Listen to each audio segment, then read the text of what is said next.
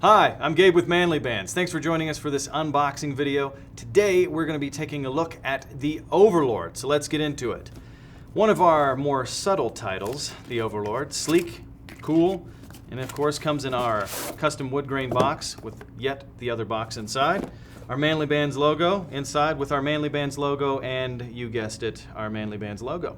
But on that logo is this card, welcoming you to the Manly Bands family, part of the movement.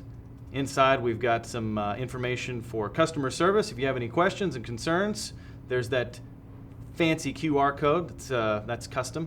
And we've got our handles for social media. So if you like your ring, take a picture, let your friends know that it's great and you love it.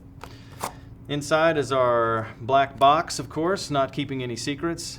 We put everything on the outside for you to know. Tungsten and a carbon fiber inlay with that classic tungsten melting point of 6,192 degrees. Fahrenheit, of course. What do you think that is in Celsius, Corey? No idea. It's probably 11.